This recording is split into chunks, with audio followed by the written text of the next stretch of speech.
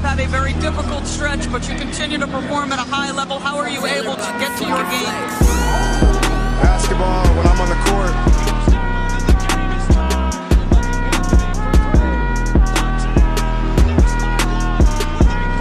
Rebecca, in the future, when you interview me, can you please take off your damn heels? He said, I'll present you, provided you let me wear your heels. We'll save that for later.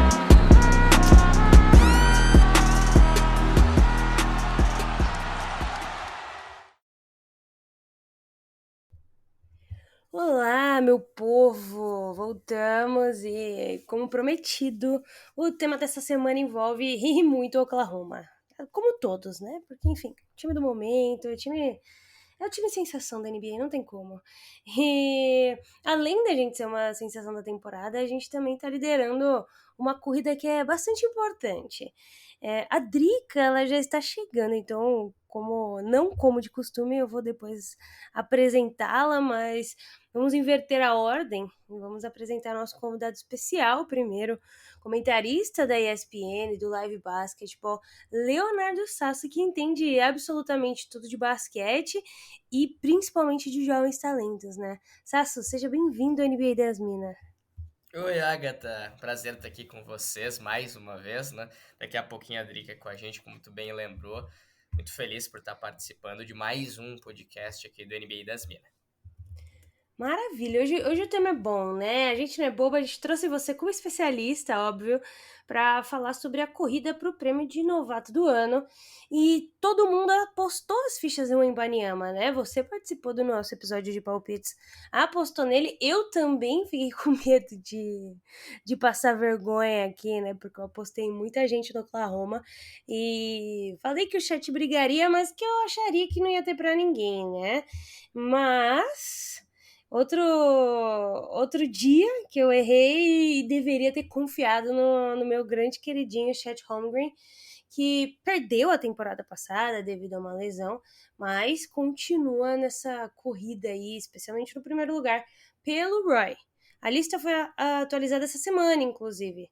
Em novembro, o Chet teve média de 17,9 pontos, aproveitamento de 53,7%, com 7,8 rebotes e mais de 2 blocos por jogo. Até aqui na temporada são 17,6 pontos de média, 8 rebotes e 2,2 blocos. Ele foi escolhido como novato no mês de novembro no Oeste e ele foi a segunda escolha do draft de 2022, né? No dia 2 de dezembro, 6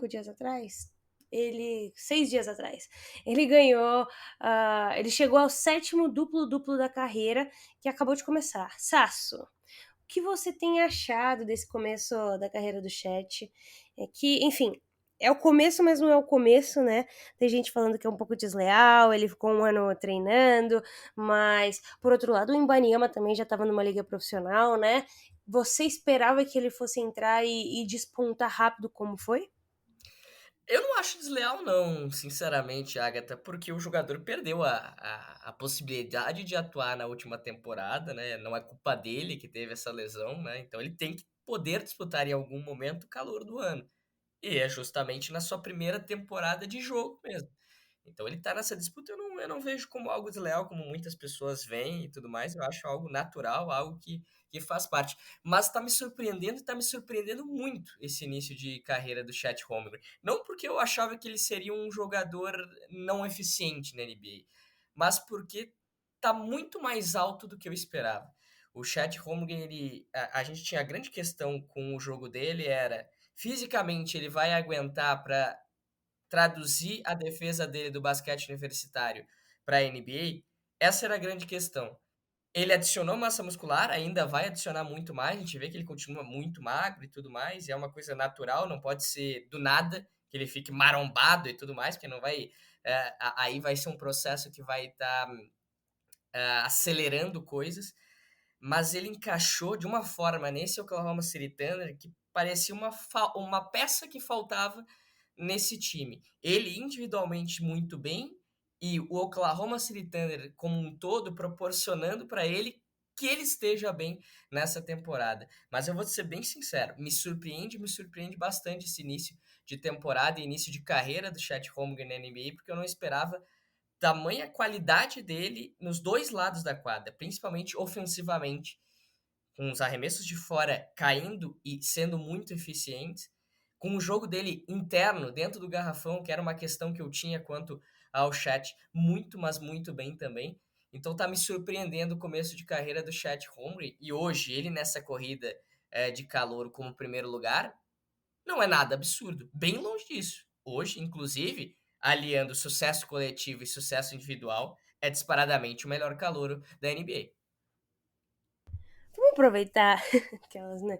O episódio nem é sobre isso, mas vamos falar um pouco de Oklahoma, porque eu acho que entra no tópico, uma vez que é o segundo time mais jovem da liga, né, Sassi? Então, assim, estamos falando de ou rookies ou jogadores ali no segundo, terceiro ano, com exceção de poucos. E saiu hoje, né? Inclusive a corrida para MVP, a gente não vai entrar muito nesse ponto, mas enfim, o SGA está em terceiro na corrida para MVP. Hoje o Oklahoma está em primeiro no net, em primeiro na defesa, é a primeira defesa do campeonato e o quinto ataque do campeonato. A gente, inclusive, tem eu acompanho muito o pessoal que assiste e torce pro Oklahoma por motivos óbvios. E eu vejo muita gente reclamar de muitas coisas. E parece que a gente tá em último lugar, às vezes, assim, né? Pelas reclamações. Mas eu tenho estado muito satisfeita. É óbvio que tem pontos para melhorar. A questão de rebotes é um ponto importante. Mas ainda assim, a gente tá conseguindo se manter aí como a primeira defesa do campeonato. Eu fiquei até um pouco surpresa com isso. E aí, nessa questão, acho que queria levantar 3 pontos aí para você comentar. Primeiro, o Chet, né, como ele conseguiu, ele já jogou contra os principais pivôs da liga, né, já pegou Jokic, já pegou o Embiid, já jogou contra o próprio Wembanyama e por aí vai, e ele conseguiu se sair relativamente bem contra todos, né, o Oklahoma ainda tem esse problema de rebote, mas ele conseguiu se sair bem. Essa parte defensiva, como você mencionou, foi até uma surpresa, né, inicialmente. O que mais me deixou feliz com relação ao Chet é a forma como ele tem atitude dentro de quadra, né? Ele chama a bola para resolver, ele fez aquela cesta, inclusive, contra o Warriors, né? Que foi pra prorrogação, que ele pega praticamente de costas. Então, a atitude de Chet é o que hoje me deixa mais animada de ver, porque faltava no Oklahoma algum jogador, além, óbvio, do Shai, que decidisse dessa forma. E parece demais Kevin Durant, né? Depois quero que você comente essa parte. Tem muitas cenas em que o fadeaway, alguns movimentos lembram demais o Kevin Durant. O segundo ponto é, antes da temporada começar, muito se falava que a peça que precisaria sair para trazer novos jogadores e talvez o jogador que mudaria esse time de patamar, coisa que aconteceu sem trazer ninguém, seria o Dort, mas muito do motivo do porquê o Oklahoma hoje tem a primeira defesa do campeonato passa por Dort. O Dort continua fazendo o possível e o impossível e praticamente em todo jogo o jogador que ele pega, o principal jogador da outra equipe, tem uma performance abaixo do esperado, porque, enfim, encontrou com o Dort Chamber na sua frente. E por último, Josh Giddey. Tem todo aquele caso, né? Tudo que aconteceu, toda a polêmica ao redor da vida pessoal dele, a gente até comentou aqui. Mas hoje, olhando pra galera que assiste, que comenta bastante o Oklahoma, talvez ele seja a maior reclamação geral, né? Queria saber sobre o Giddey. Você vê ainda uma possibilidade de evolução e de fazer ele caber dentro desse quinteto titular? Se não, você acha que ele cabe aí numa segunda rotação e tudo mais? Ou, de fato, já tá na hora do Oklahoma pensar no movimento de fazer uma troca por ele, trazer um power forward finalmente para mudar esse time de patamar no sentido de brigar em uma série de 7 jogos de playoff e quem sabe colocar Casey Wallace como esse segundo armador ou até mesmo o primeiro armador ao lado do Shai? Muitas perguntas, né? Então, primeiro sobre o Chet Holmgren, ele É essencial para a melhora defensiva do Oklahoma City Thunder também. Isso me parece inegável, Agatha, porque ele ajuda muito desse lado da quadra, é uma presença de garrafão imponente, por mais que a gente fale que ele não tem uma imposição física, mas ele tem uma imposição de qualidade defensiva que chama muito a atenção. Já o Dort, para mim, ele é essencial para os planos futuros do Oklahoma City Thunder. Eu acho que toda a equipe, todo um grande time que briga por algo que realmente grande na liga, precisa de um jogador como o Luguentz Dort, precisa de um cara glue guy que tá sempre defendendo e defendendo o melhor jogador adversário e faz minimamente o básico ofensivamente.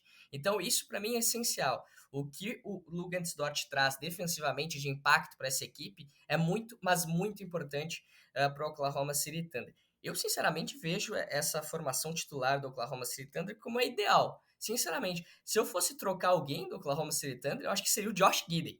Em algum momento, eu acho que o Josh Giddey pode ser um bom valor de mercado de troca para conseguir talvez o cara experiente que falta para a gente colocar esse Oklahoma City Thunder de um time que é forte, que é uma equipe que pode brigar, para um time que pode ser realmente um candidato ao título da NBA. Acho que o foco é o Josh Giddey, nem o Luguentz Dort, na minha opinião.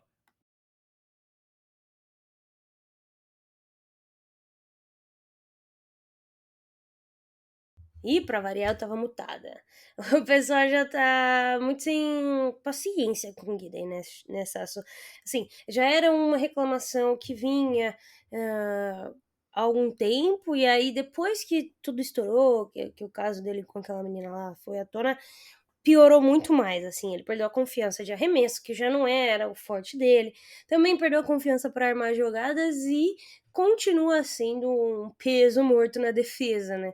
Então, assim, a galera tá sem paciência, mas em termos de evolução, eu sempre falo, é um cara de 21 anos, né? É preciso ter paciência até um certo momento para esperar esses jovens evoluírem. Você acredita que cabe ainda Guirei dentro desse Oklahoma, ou você, se fosse hoje São Preste, procuraria alguma coisa na trade deadline, esperaria mais um pouco para trocar? Eu acho que existe a possibilidade do Oklahoma City Thunder esperar, porque o time tá bem com ele, né? Não é a necessidade, tem que trocar iminentemente e agora o Josh Giddey. Não, não é assim. Pode trabalhar uma troca e não dizer que ele tá à disposição, porque isso sempre gera uma queda de valor de mercado. Então é importante o Oklahoma City Thunder seguir do jeito que tá e eu acho que pode pintar ao natural uma possível proposta pelo Josh Giddey. Não é uma coisa que o senso de urgência vai ter para o Oklahoma City Thunder trocar o Josh Giddey. E isso é só uma opinião minha, nesse sentido de que o Giddey é a melhor moeda de troca que tem o Oklahoma City Thunder. É um time que pode realmente dar certo, como já está dando, até com o Giddey nessa equipe. Eu só acho que o Giddey poderia e já deveria evoluir mais nessa temporada do que tinha sido as últimas. Ele gerou muitas expectativas para que essa temporada fosse realmente uma temporada muito, mas muito boa dele. E até agora ele está um pouco mais abaixo do que eu esperava. Então acho que ao natural pode acontecer essa troca para o Oklahoma City Thunder. Para finalizar o Oklahoma, porque o episódio não é sobre isso, mas eu me sinto no direito, queria falar um pouco do Micic.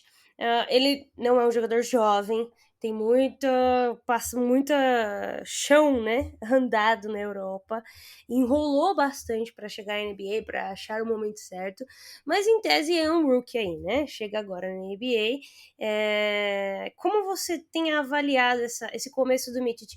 Eu esperava um pouco mais, mas também esperava que ele tivesse um pouco mais de liberdade dentro desse time, mas acho que considerando também a quantidade de jovens que a gente precisa evoluir, ele acabou tendo um espaço menor do que ele teria talvez em anos anteriores, né?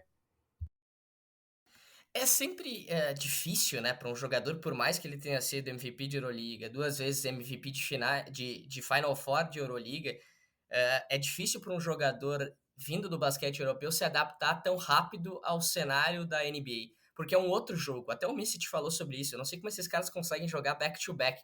Eu já tô completamente morto e esses caras fazem isso a vida toda deles, né? A gente pega o LeBron como exemplo, aos 38 para 39 anos, jogando num nível absurdo, mesmo em back-to-backs. E o Micic falou isso, porque é um jogo muito mais veloz. O jogo europeu ele é um jogo muito mais cadenciado, em que o armador pode ter uma tranquilidade muito maior para armar as jogadas. Na NBA é muito jogo de transição, de ataques muito rápidos.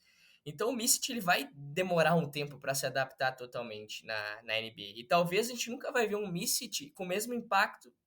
Talvez não, com certeza a gente não vai ver um Micic com o mesmo impacto que ele tinha no basquete europeu, porque é difícil, é complicado, não é todo jogador, ainda mais numa idade mais avançada, que chega tendo o mesmo impacto. A gente viu isso com o Teodosic, que é um dos grandes armadores da história do basquete europeu, que não conseguiu jogar na NBA. Simplesmente não conseguiu pelo estilo totalmente diferente que a NBA tem.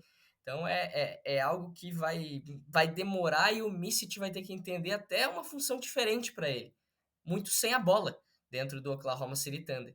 Porque, obviamente, ele não vai ter o mesmo usage que ele tinha no Anadolu Efes e dentro do basquete europeu. Então, acho que é natural também um espaço de evolução do Micic e que ele não vai ser o mesmo jogador que era no basquete europeu. Bom, acho que resta a nós ter paciência. Também, acho que, levando em consideração que o segundo time mais jovem da NBA tá com a melhor campanha, eu diria, né? O melhor time no momento, se considerar defesa e ataque. Acho que a galera até tá um pouco mal acostumada, né? Às vezes acontece um problema ou outro e o pessoal já acha que acabou o time, igual foi. Às vezes acontecem coisas horríveis mesmo, aquela run de 30-0 do Dallas, mas no final os meninos resolvem e tá tudo bem. Mas tem times muito piores, assim, né? É preciso saber reconhecer. Por exemplo, o Spurs, né? O Spurs perdeu 15 jogos seguidos, tem o pior ataque da liga, mas mesmo assim o Wembanyama vem na segunda colocação com médias de 19,3 pontos, 9,7 rebotes e 2,7 blocos. Obviamente que ele foi a pick número 1 do draft desse ano.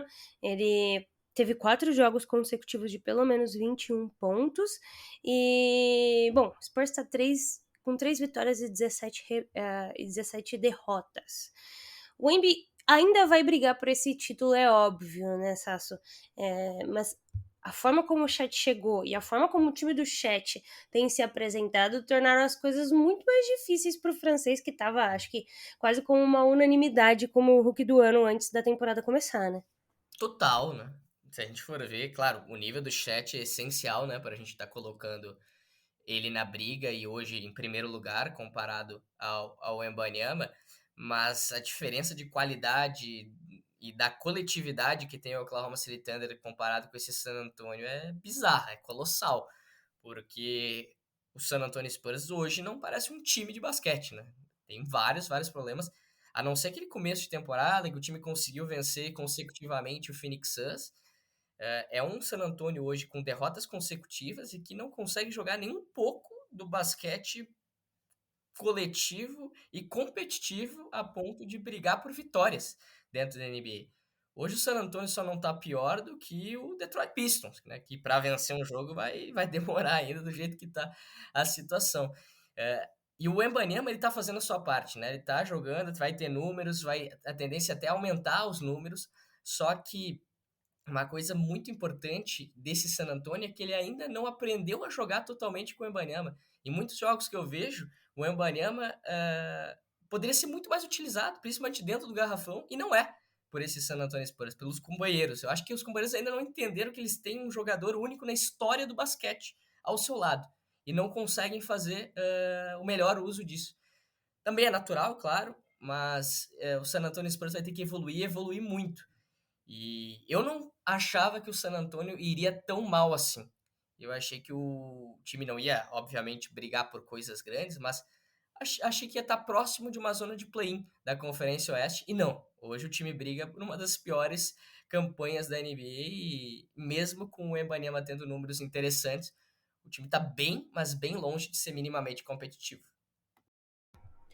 A gente, novamente, no episódio de palpites, até fez a categoria MIP, né? E mencionaram Jeremy Sohan. O coitado também não consegue, né? Acho que o grande problema hoje do Spurs, assim, dentre todos os problemas que não são poucos, é ter um armador que possa direcionar o jogo, né? Tem muita gente lá, tem jogadores interessantes, mas nenhum que ainda conseguiu despontar e ser relativamente importante para esse time. se você fosse Greg Popovich aí, ou alguém mais desses Spurs, quais seriam as mudanças que você faria, Sasso, para tornar o jogo do Wembanyama até mais fácil para ele mesmo, né? Dentro das opções possíveis que tem o San Antonio, eu acho que o Trey Jones tem que voltar a ser um cara importante, não só de rotação, mas de titularidade nesse San Antonio Spurs. Porque a experiência de Hermes Sovran eu acho que não foi das melhores, sinceramente. Poderia dar certo, né? Foi a tentativa do Greg Popovich, mas eu acho que ele tem que mudar isso logo. O Sovran é um cara que pode jogar com a bola nas mãos, pode ser um armador em determinados momentos, mas ele não pode ser em todos os momentos o armador, porque ele não tem esse cacuete de armação total. Então, eu acho que dentro das opções que o time tem, o principal nome que me vem à cabeça é o Trey Jones, que foi o armador do time na última temporada, fez a melhor temporada da carreira dele e ganhou como prêmio para isso o banco de reservas. Eu acho que o Trey Jones não é a melhor das soluções também pensando a longo prazo para o San Antonio, mas hoje com o que o time tem e tendo várias derrotas consecutivas, eu acho que ele pode ser um cara importante para ser um armador na acepção da palavra, para ser um armador de ofício mesmo nesse San Antonio Spurs. Porque a experiência Sovran foi válida, mas não foi com sucesso para esse San Antonio Spurs. E quando a gente olha para o restante do time, não tem um armador. Só o Trey Jones nesse elenco, que é realmente um armador mesmo. É uma pena, né? Porque se esperava mais desses Spurs, eu acho que, óbvio, é um time no rebuild e que fez de tudo para conseguir o Wembanyama, mas 15 derrotas aí seguidas é bem triste para quem vê o Roy, né? Acho que assim, você tá vendo um cara muito bom, mas ao mesmo tempo um time muito ruim, isso desanima a torcida, desanima qualquer um.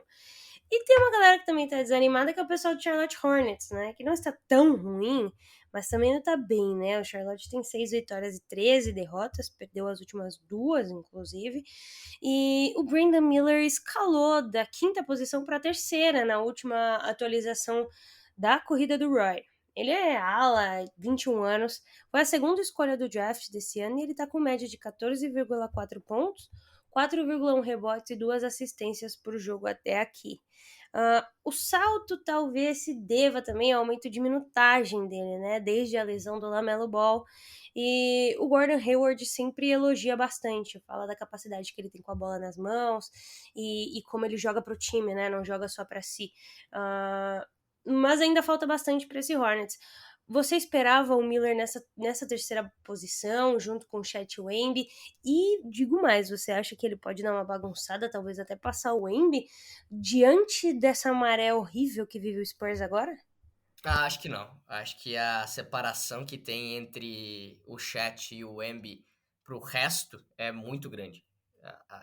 Aí o individual é pesar e pesar muito a favor tanto do Holmgren quanto do Wembanyama. O Brandon Miller, ele tá num time que é muito desorganizado, que é uma bagunça total, que é esse Charlotte Hornets, né? Até o LaMelo Ball, né, que tem um talento absurdo, infelizmente sofre com muitas lesões, ele vai muito mais na questão de imprevisibilidade dele do que propriamente com um sistema, com uma cultura, com algo coletivo interessante que tenha nesse Charlotte Hornets. É uma bagunça o time, né, sinceramente falando, e isso é um problema para qualquer um que vai lá. Só a gente lembrar últimas escolhas também que o time teve, principalmente na armação e de perímetro, né? O James Bouknight, o próprio Nick Smith Jr. indo para a D-League, não tendo muito espaço nesse time principal nessa temporada. E o Brandon Miller é um cara que tem uma versatilidade muito grande. Ele é um ala pivô que consegue ter um arremesso muito, mas muito bom do perímetro. Para mim, era um dos grandes arremessadores desse último draft da NBA. Só que ele tá num time que tem muitos problemas, né? E aí é complicado pro calouro evoluir. E eu acho que muito dessa questão de pontuação que ele tá tendo é por conta da falta de jogadores realmente que possam decidir para esse Charlotte Hornets. Então, a necessidade que ele tem de pontuar, a bola vai para ele muitas vezes e ele precisa fazer isso. Então, acredito que por isso mais que ele esteja nessa briga. E se ele tivesse num time muito mais organizado, certamente seria ainda melhor. Talvez nem de números, mas no sentido de eficácia para a equipe. Porque esse Charlotte Hornets é muito difícil de avaliar. Parece que ele está amargando há tanto tempo a mesmice e não tem nada que possa fazer sair dessa mesmice esse Charlotte Hornets. Então eu acho que o Brandon Miller vai ficar entre terceiro, quarto, nessa briga de calor, muito pela qualidade individual dele. Mas chegar a ponto de passar um Wembanyama e passar o Chet Holmgren, eu acho muito difícil, Agatha. O Hornets que tem feito escolhas um pouco controversas, né? Dispensado jogadores por alguns motivos, mantido jogadores que não deveriam estar dentro do roster por outros e aplaudindo, inclusive, né? Agressores aí, muita coisa acontecendo. Mas é aquilo, né? Um time fadado a ser sempre ordinário, né? A tá sempre ali no meio de tabela, final de tabela, mesmo com essas mudanças. E aí, até num tópico aqui, Charlotte Hornets, porque a gente não fala muito de Hornets, queria seus 2 centavos, Tasso, sobre os irmãos Ball, né? O que aconteceu? É culpa de Lavar? Ou de fato eles estavam fadados a sofrer aí com lesões? O outro até foi preso, né, gente? Uma loucura, mas se esperou muito dos irmãos Ball. Eu sei que, enfim, você é uma das pessoas que eu conheço que mais entendem de basquete universitário e da galera mais jovem. Você esperava muito mais deles. Entrega, eu acho que de todos, assim, no final das contas, o Lamelo foi, e é ainda, o que mais mostra ser o que o pai prometeu que seria, mas eles estão sofrendo demais com lesões, né? Total. As lesões estão acabando, né? Basicamente com as carreiras de ambos, né? O Lonzo Ball não sabe como vai voltar, se voltar, né? Porque se fala em uma lesão rara no joelho e aí são várias operações em sequência. A gente sabe como uma lesão no joelho já pode ser devastadora para a carreira de um jogador. Várias e ainda uma rara pode ser realmente letal para a carreira do Lonzo Ball. Eu já não tenho a mínima esperança e é triste porque o Lonzo foi o que mais sofreu com o Lavar Ball, né? Porque foi para LA, já se tinha um buzz muito forte. E aí ele consegue sair disso indo para New Orleans, começa a jogar, começa a ter um impacto interessante, vai para o Chicago Bulls, se encontra muito bem com o DeMar DeRozan, com o Zach LaVine, naquele time que lidera o leste em determinado período, há 2, 3 temporadas atrás. Só que a lesão acaba não só com o Lonzo Ball, mas acaba com o Chicago Bulls. Desde a lesão do Lonzo, o Chicago Bulls não tem mais nenhum potencial para brigar por algo. Aquele time não seria campeão do leste, mas era facilmente top 5 da conferência, com o Lonzo Ball jogando do jeito que estava. Ele, Caruso, defensivamente, botava um time em outro patamar, mas não conseguiram mais por conta dessa lesão do Lonzo. E eu, sinceramente, tenho muitas dúvidas quanto à saúde do Lonzo quando voltar para as quadras. Se voltar às quadras da NBA. E o Lamelo, toda temporada tem uma lesão grave, seja no joelho, seja no ombro, seja no tornozelo, seja na perna. É incrível. E muitas vezes por azar, né? Pisando no pé de alguém pisando no pé dele. É uma coisa que sem explicação, né? Isso que sofre, principalmente o Lamelo. E tá num time muito desorganizado, mas que é dele, ele pode fazer o que ele quiser e sempre tem números muito legais. Eu não sei uma explicação muito lógica para isso, né? Você falou no tênis da marca, né, da Big Baller Brand, mas eu não tenho fundamentação médica para colocar que o tênis foi o ponto para derrocada da família, assim, vamos dizer assim, no basquete.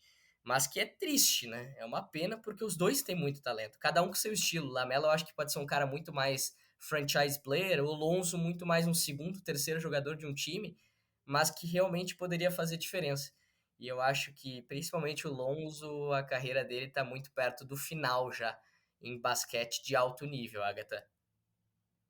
É triste, é triste. Mas eu tenho uma notícia feliz. Ela chegou. Drica, tá por aí? Oi, Agatha. Oi, Sasso. Cheguei, hein? Cheguei e já vou chegar provocando o Sasso, hein? Esses dias eu estava conversando com ele querendo jogar pra cima de mim aí que o Atlântico vai ser campeão da Liga Nacional de Futsal, aquela coisa toda. Já vou jogar aqui uma provocação pra cima do Sasso, que esse título vem pra Joinville. Oi, Sasso, tudo bem? Oi, Drica, tudo certo? Sabe que eu sou torcedor de Carlos Barbosa, né? Da CBF. Então você tem que torcer pro Jack, pô! Mas eu gosto que o futsal gaúcho esteja no topo, né? Então eu vou estar fechado com o Atlético. Não, tudo bem, o vice-campeonato já tá no topo, fica tranquilo, vai dar tudo certo pra vocês como vice, tá? Mas eu cheguei, não é pra falar de futsal, né? Depois eu zoo o Sasso aí depois do dia 17 de dezembro. Inclusive, eu já trouxe a Agatha pro meu lado, hein? A Agatha é Jack. Cheguei aqui, vi que vocês já falaram do Chet, do Embi, do Brandon Miller, mas na quarta colocação a gente tem alguém aí que subiu, né, na lista, o James Jackson Jr. do Miami Heat. Na última ele tava na sexta colocação e agora tá na quarta colocação nessa última lista aí da corrida dos rookies. Ele que foi a 18ª escolha do draft e foi escolhido também o novato do mês de novembro no leste. Ele teve médias de 12 pontos, quase 4 rebotes, 2,6 assistências e parece estar ganhando aí cada vez mais a confiança do Spoelstra. E uma curiosidade, né? Ele é apenas o 6º jogador com cidadania mexicana a chegar à NBA. Sasso e Agatha, quais são, assim, os principais pontos fortes dele que podem ajudá-lo nessa corrida? Eu acho que não vou nem aqui falar para ele ganhar o prêmio, porque eu realmente acho que vai ficar lá entre o topo, né, o top 2 aí dessa lista, mas para ele subir mais, para ele se destacar mais, quais são os principais pontos fortes que vocês têm visto no garoto do Miami Heat nesse comecinho de temporada? Até antes do Sasso falar, eu queria só que você complementasse, Sasso, porque o James Jackson Jr., ele tem uma vida um pouco diferente da maioria dos rookies que entram ali no começo, né? Ele jogou 4 anos de universidade, é um pouco mais velho, então queria que você explicasse um pouquinho dessa carreira prévia dele durante o college, porque muita gente nem conhecia, né?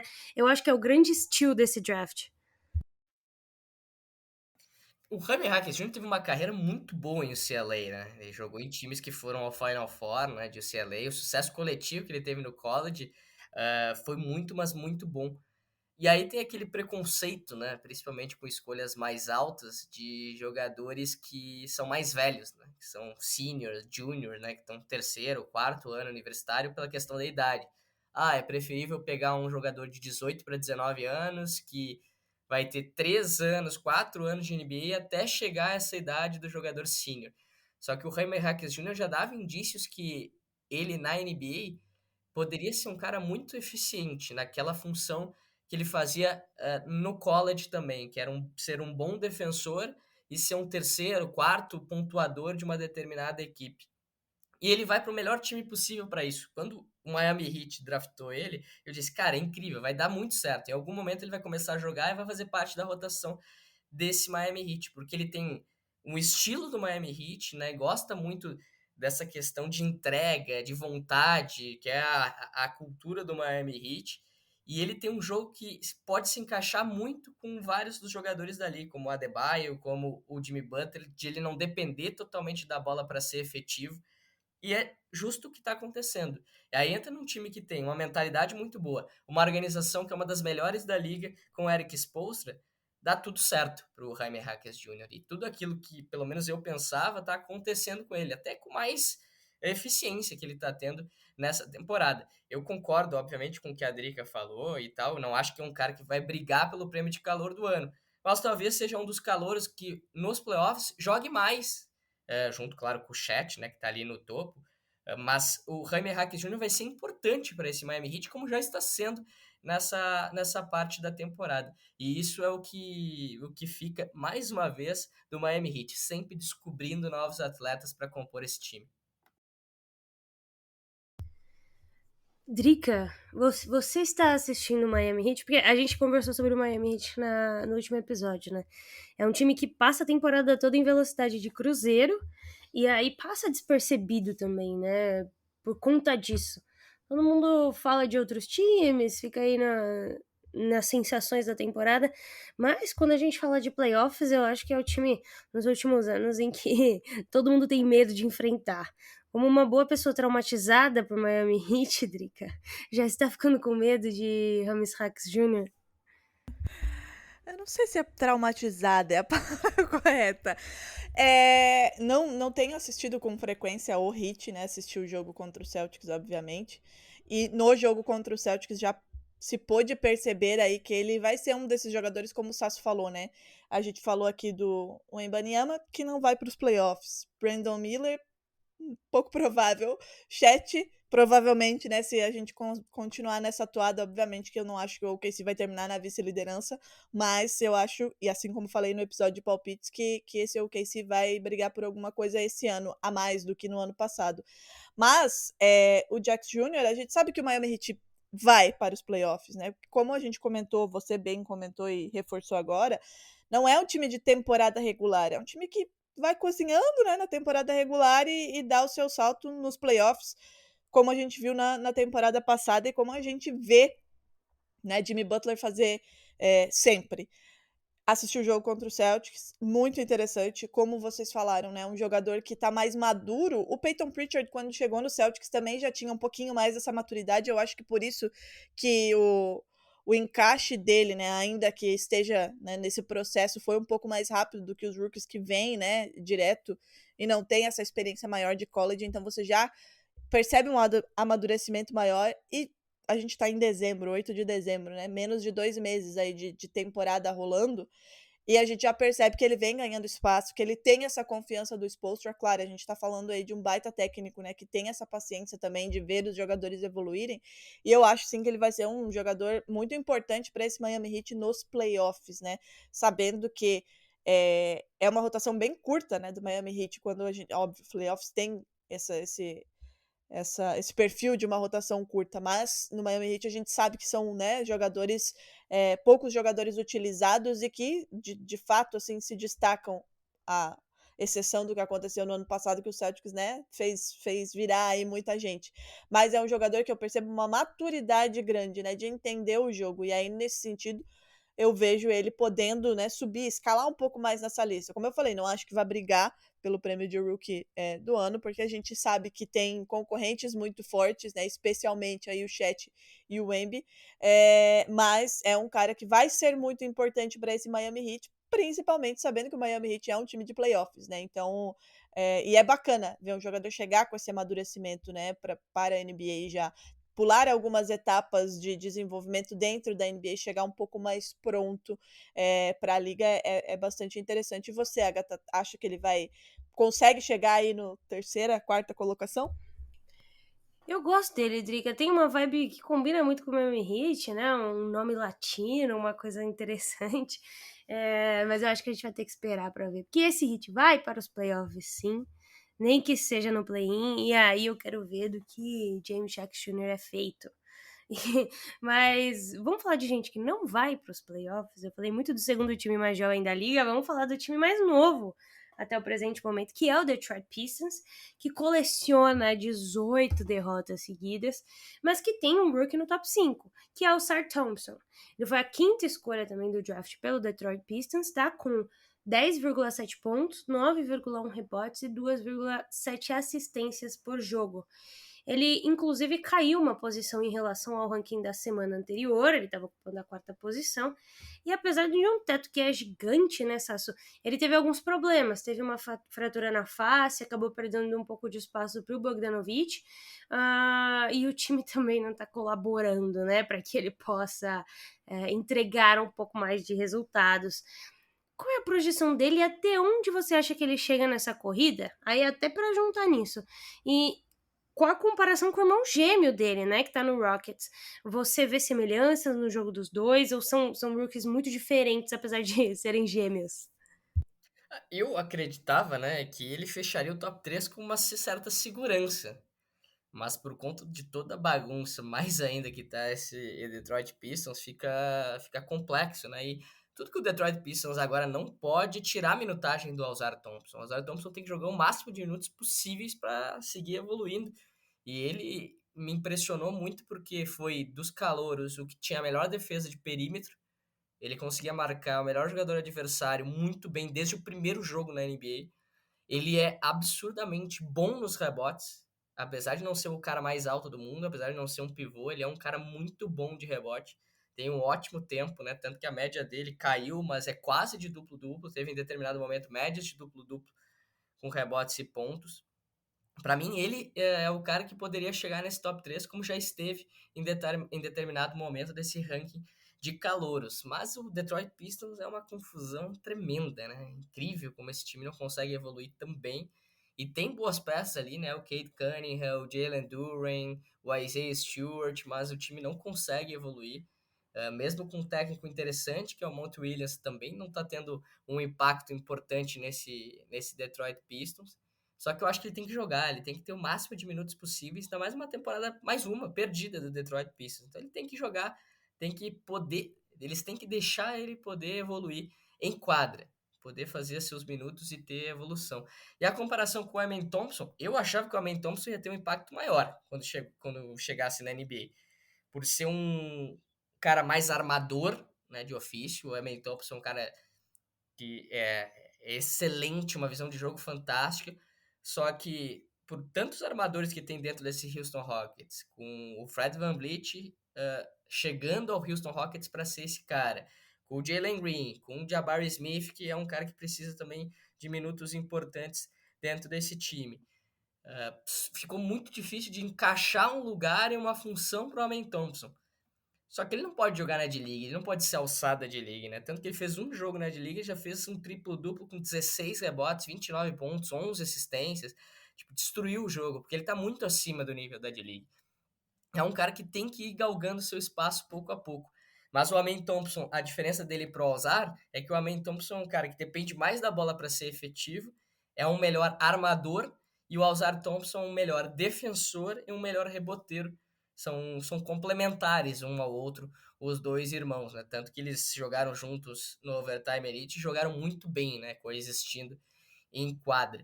Mas o Amen Thompson esperava que ele tivesse um pouco mais de espaço nesse time do Houston, mas nem dá para reclamar tanto, porque o Houston tá jogando bem sem ele no time. Na verdade, eu ia te perguntar, né? Porque você já falou ano passado do Detroit Pistons. Esse ano você disse que não ia apostar, né, no Pistons, mas, né, sempre destacou esse processo de reconstrução dos jovens jogadores e você sempre falou do Alzar Thompson, né?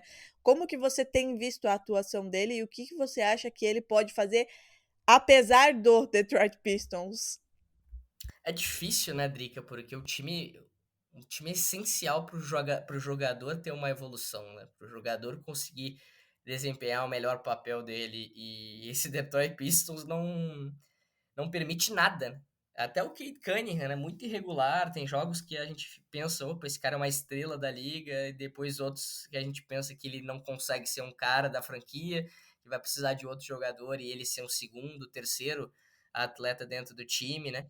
O Jaden Ivey, né, teve uma temporada muito boa de calouro, se esperava uma grande evolução e nada. Nessa temporada o Jaden Ivey tá retrocedendo na carreira. Parece que todo mundo que vai para Detroit, vai para Charlotte, tem uma queda na carreira ao invés de uma evolução. E fala até de técnicos também, né? Porque parece que ninguém dá jeito nesses dois times. Há muito tempo estão num marasmo. E o Alzar Thompson ele tem que ter primeiro a possibilidade de jogar, né? Ter uma minutagem alta. Essa é a grande questão. Mas o Alzar Thompson não é um cara que vai pegar a bola e vai decidir o jogo, porque não faz parte das características dele. Ele precisa que o time o ajude, né? E que ele ajude o time também. Então, não vai ser um cara... Agora era o momento, por exemplo, do Amen Thompson estar no Detroit Pistons. Ele teria mais espaço e ele seria o cara que poderia decidir para o time. Acho que até uma troca ali de lugares neste momento seria mais eficiente para todos os lados. O Alzar Thompson podendo ir para o Houston, fortalecendo a defesa do time e ajudando nos rebotes, e o Amen Thompson indo para o Detroit para ter espaço, para ter liberdade para conseguir fazer o seu jogo. E Agatha, você, o que você enxerga dele nesse Detroit? O que, como o Sasso falou, né? E como a gente vem falando, beleza, o jogador tem seu talento e consegue, né, ir evoluindo, mas precisa ter espaço e precisa que o time o ajude. Não é o caso do Detroit, né? São 18, coitados, 18 derrotas consecutivas. Até onde ou o que ele pode fazer para tentar se destacar, para tentar fazer alguma coisa no meio desse caos, Agatha? Sinceramente, ao meu ver, eu posso estar sendo um pouco dura demais, mas não era para esse time estar assim. Não era para esse time ter perdido 18 jogos seguidos e, apesar de ser um time muito jovem, é um time composto por jogadores muito bons, né? Enfim, é um time que tá ali tancando há algum tempo e escolhendo os melhores jogadores disponíveis para entrar e compor liga. Kate Cunningham se machucou temporada passada e tudo mais, mas tem muitos outros jovens que deveriam estar entregando um pouco mais de resultados e alguns outros também não tão jovens assim, mais velhos, que poderiam estar ajudando de outras maneiras. Isso me irrita bastante. Aí, não obstante, né, contrataram o Monty Williams para ver se resolvia alguma coisa. Também não tá resolvendo.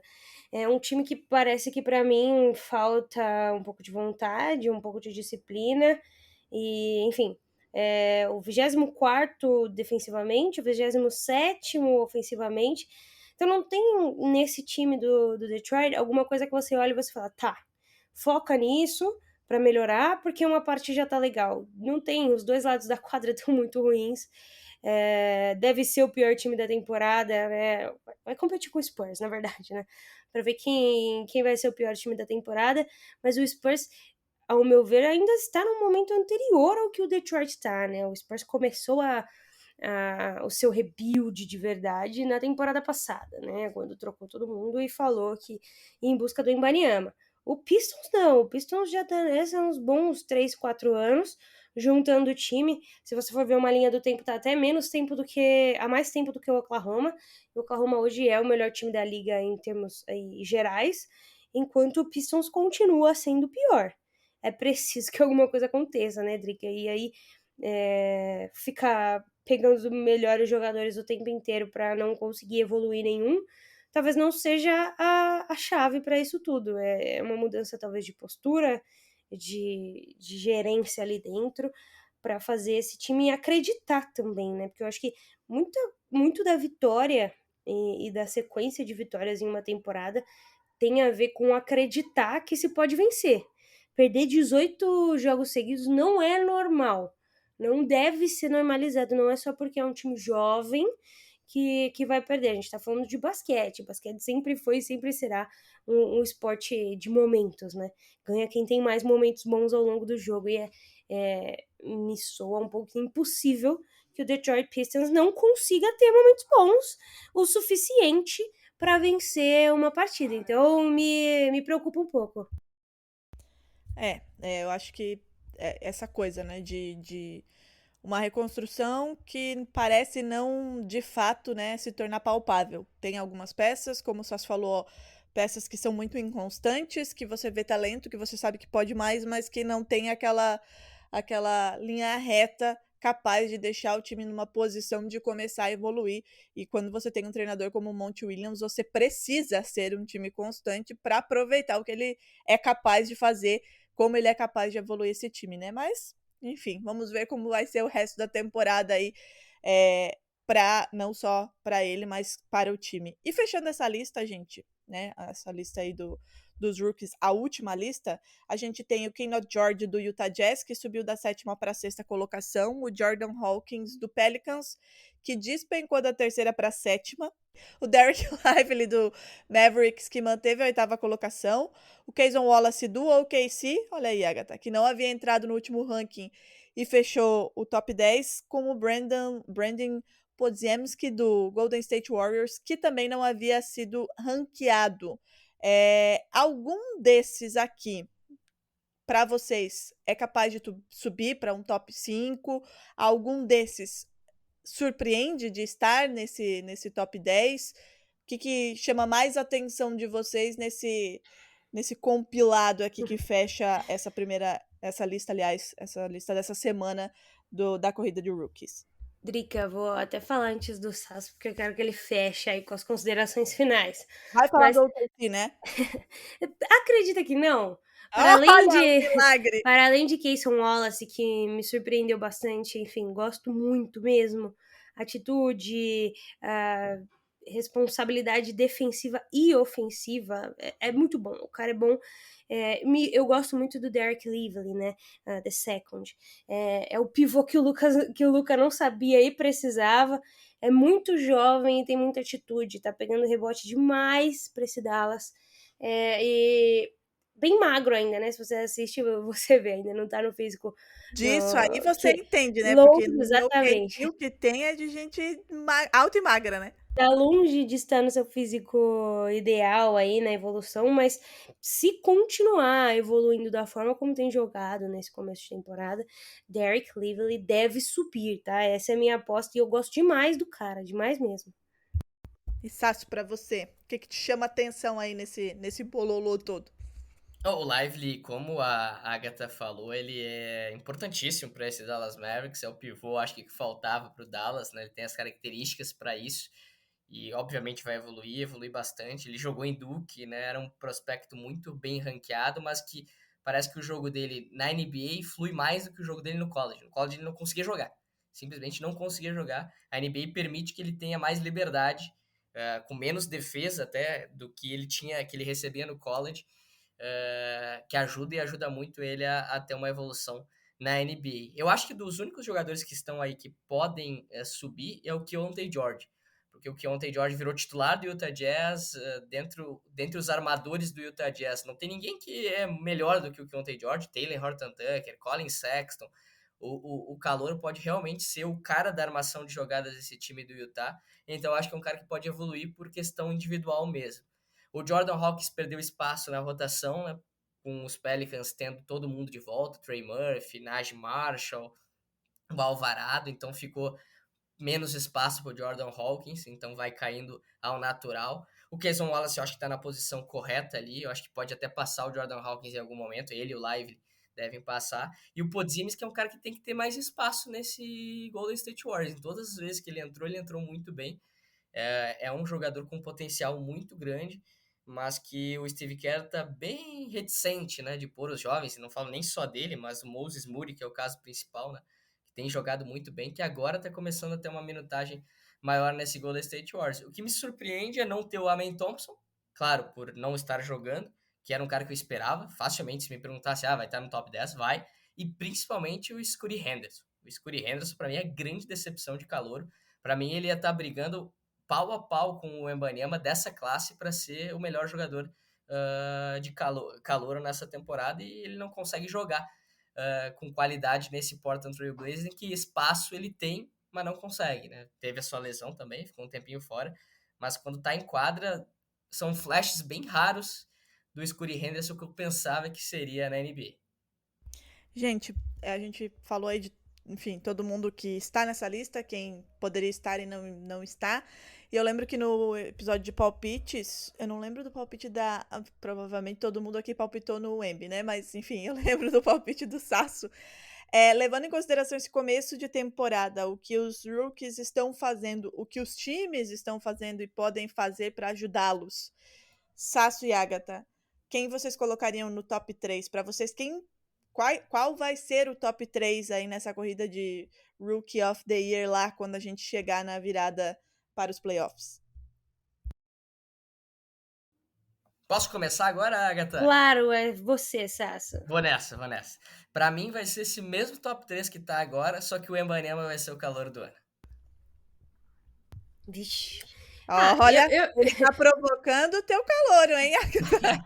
Eu não confiei da primeira vez e me arrependi, então estou confiando 100% fechada com o meu mano Chet Holmgren.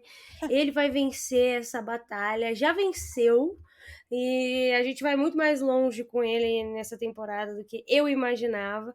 Mas esse top 3 será composto por Wembanyama e Brandon Miller. Então, Chet, como tá agora? Chet, Wembanyama e Brandon Miller, pra você. Exato, Drica. Ok. Eu vou com a Agatha, porque eu acho que o OKC, como a gente já vem falando, né? Embora a Agatha fique torcendo contra o Celtics, eu sou muito simpática ao OKC. E como a gente vem falando, esse time vai dar uma liga... Aliás, já deu, né? Uma liga muito grande. Ficou a expectativa de ver esse Chet na temporada passada, infelizmente não foi possível, e agora a gente tá vendo. Então eu acho que essa coisa da diferença entre o OKC e o Spurs vai colocar aí o Chet na frente, mas também compreendo que toda a exploração que pode existir em cima da figura do Wembanyama, né? Isso pode colocá-lo também, se a briga for muito parelha ali em cima, talvez isso, né, ali nos bastidores eu coloque como Rookie of the Year. Alguma consideração final aí dos senhores? Não, estou tranquila hoje. Então, Sasso, muito obrigada, né, por estar aqui. Gostaria de te dizer que você vai receber uma mensagem minha ali pelo meio-dia, mais ou menos, do dia 17 de dezembro, tá? É sempre uma honra te receber aqui. Parabéns, né, por tudo que tá acontecendo aí na tua carreira nesse ano. É muito bom te ver falar de basquete. É realmente uma aula, independentemente se é college, se é NBA, se é NBB, enfim, é sempre uma aula. Então, parabéns e muito obrigada. Valeu demais, Drica, valeu demais, Agatha, pelo convite, que sempre uma honra estar com vocês, né? Separando um tempinho aqui também pra gente falar de basquete. Belíssimo tema que eu gosto bastante, né? E vamos ver, né, quem vai sair melhor nessa disputa de calor e também da Liga Futsal. É isso então, gente. Um beijo.